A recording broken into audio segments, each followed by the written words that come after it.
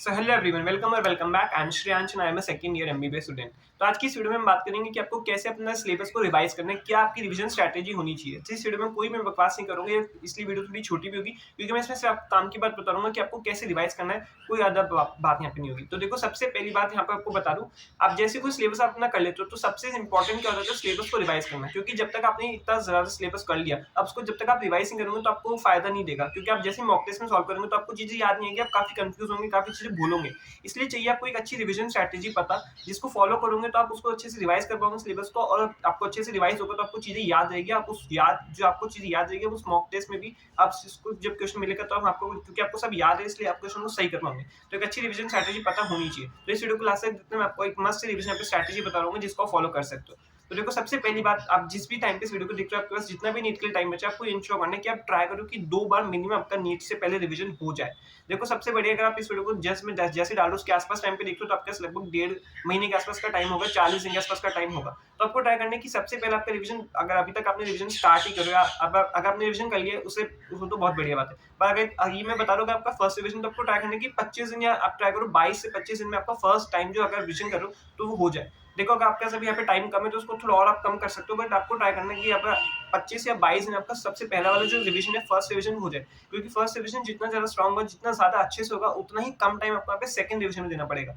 अगर आप first revision को ऐसे भागते भागते ले जाओगे तो सेकंड रिवीजन में भी आपको पता नहीं चलेगा कि क्या हो रहा है। इसलिए फर्स्ट रिवीजन जो करो सबसे अच्छा होना चाहिए, सबसे स्ट्रांग होना चाहिए, क्योंकि वही बेस होगा। तो फर्स्ट रिवीजन के यहाँ पे आपको ट्राई करने की 20-25 दिन दो, और उसके बाद आपको नेक्स्ट जो रिवीजन, वो सेकंड रिवीजन होगा, वो आपको ट्राई करने की 15 दिन या 12 दिन जितने आपके पास बच रहे उतने आपको सेकंड रिवीजन के लिए देना है नीट से पहले। फिर भी नीट देने जाने से पहले भी आपके पास यहाँ पे 2 या 1 दिन होना ही चाहिए। ऐसा नहीं कि आप लास्ट डे तक वहाँ पे एकदम आपका सेकंड नंबर का रिवीजन नहीं चल रहा हो। इसलिए आपको एक दिन या 2 दिन का वहाँ पे स्पेस छोड़ना है नीट से, जस्ट नीट देने जाने से पहले। तो देखो, फर्स्ट रिवीजन में आपका होगा तो उसमें आपको करना है कैसे आपको रिवाइज करना है। तो लेट सपोज आपका कोई अपना फर्स्ट डे आपने सेट किया कि मेरे को इतने चैप्टर्स करने हैं। तो सबसे पहली बात, आपको कितने चैप्टर्स सेट करने हैं पर डे। तो मेरे हिसाब से आपको 4 से लेके 5 चैप्टर सेट करने पड़ेंगे कि मुझे हर दिन 4 से लेके 5 चैप्टर्स रिवाइज करने हैं। आप हर दिन 4 से 5 चैप्टर करोगे तो आप 22-25 दिन में इजीली 80 टू 100 चैप्टर्स रिवाइज कर सकते हो। इतने 100 तो चैप्टर्स भी नहीं है, काफी चैप्टर आपको पता है डिलीट हो चुके हैं। तो आप अगर 3 से 4 चैप्टर्स भी पर डे करोगे तो 22 डेज के अराउंड में आप सारा फर्स्ट टाइम में एक पूरा रिवीजन कर पाओगे। और आप फर्स्ट रिवीजन को अच्छे से टाइम दोगे तभी जाके आप सेकंड रिवीजन भी और ज्यादा आपका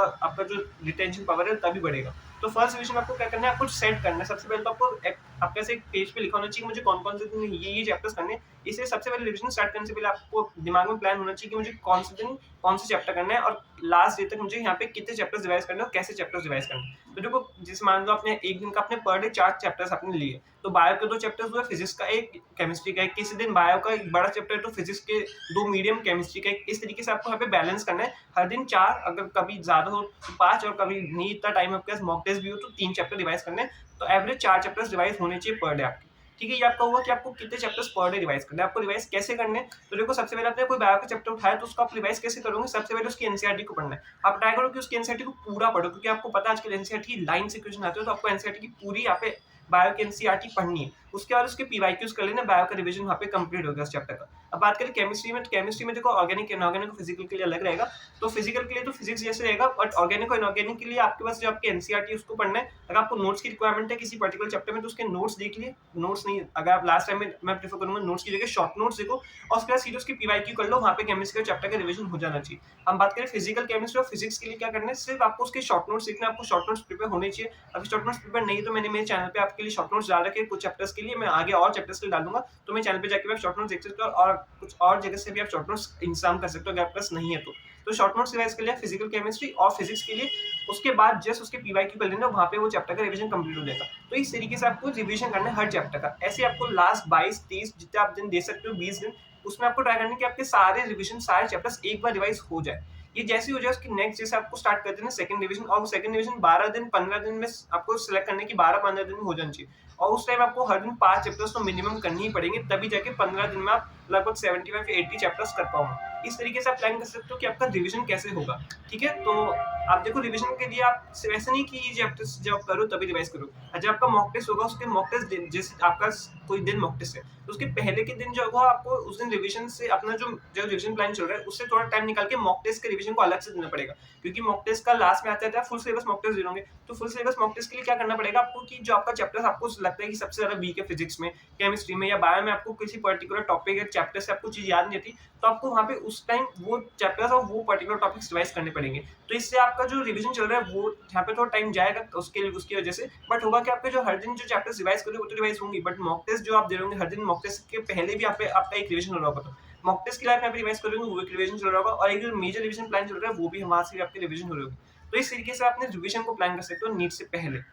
तो इस वीडियो में यहीं तक। अगर आपको वीडियो अच्छी लगी तो अपने फ्रेंड्स में वीडियो को शेयर करना, वीडियो को लाइक करना, चैनल को सब्सक्राइब करना। ऐसी और वीडियोस के लिए चैनल को सब्सक्राइब करके बेल नोटिफिकेशन को ऑन करना मत भूलना, ताकि आपके पास उस वीडियो का नोटिफिकेशन पहुंच जाए जैसे मैं वीडियो को अपलोड करूँ। तो मिलते हैं नेक्स्ट वीडियो में, तब तक के लिए अच्छे से पढ़ते रहिए। Take care, all the best.